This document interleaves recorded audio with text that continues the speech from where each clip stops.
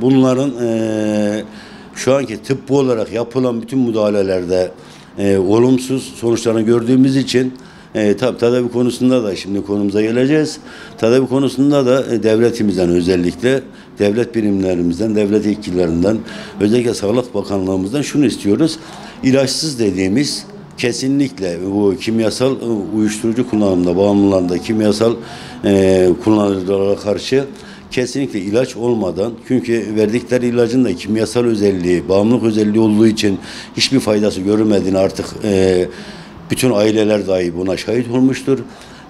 Devletimizden özellikle bu tedavi konusunda kesinlikle ilaçsız, sosyal faaliyetleri olan, özellikle psikolog ve Diyanet etkilerinin destek vereceği yerleşim yerlerini, yani doğaya yakın, insanları belli bir şekilde bulunduğu acı durumu teskin ederek, yani belli bir zamana yayarak bu illetten kurtulmasını sağlanması gerekiyor. Biz artık buna inanıyoruz. Kesinlikle kimyasal uyuşturucuda ilaçsız tedavi sistemi kullanılmasını kesinlikle bunun tezi artık netleşmiştir. Devlet yetkililerinden özellikle bunu istiyoruz. Kesinlikle ilaçsız tedavi merkezlerinin illere göre, metropol ve diğer illere göre kullanım sayısına göre, yani kullanıcı bağımlı sayısına göre yerlerin tedavi merkezlerinin açılmasını istiyoruz. Bu da tedavide en önemli noktalardan birisidir. Şimdi kimyasal uyuşturucu bağımlılığı hastası olan insanların durumları gerçekten çok acı bir durum.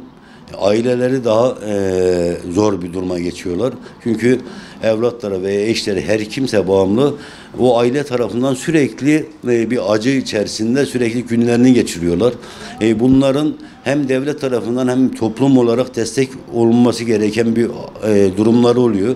Ama maalesef şu ana kadar sanki ateş tadaya düştüğü yeri yakıyor modunda gittiği için biz bunlara da çok üzülüyoruz bir dernek olarak. Geldiğimiz, şahit olduğumuz bütün hepsi bu şekilde. Aileler çaresiz bir çare haline gelmiş. Akrabalar tarafından dahi artık soyutlanmış. Hiçbir kimseler yokmuş gibi garip kalmış bir halleri var. Özellikle devletimizin bu ailelere mutlaka sahip çıkmasını, destek olmasını her konuda, ama toplum olarak da insanlık olarak da bütün insanlarımızın mahallemizde, sokağımızda, akrabamızda kimde varsa bunlara destek olunmasını gerektiğine inanıyoruz. Bu bir toplumsal bir hastalıktır artık. Bir toplumsal kabullenen bir gerçektir. Bunu millet olarak, toplum olarak bir araya gelirsek, birlik olursak, duyarlı hale gelirsek bu işin kurtuluş olacağına inanıyoruz.